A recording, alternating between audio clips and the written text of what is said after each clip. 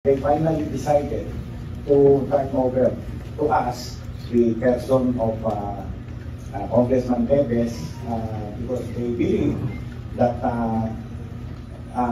Congressman Teves has been staying in the country for 2 years now undocumented. And they also considered the cases filed against him before the court na sabi nila ay medyo hindi maganda sa kanilang national security. So they finally decided na i-expel from Timor-Leste si Congressman Teves.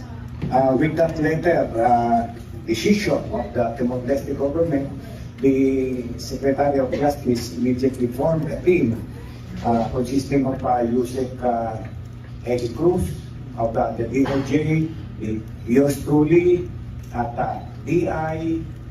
Nagpunta po kami through the help of our Philippine Air Force. Punta po kami agad sa Timor-Leste and coordinated on the return of Sir Teves.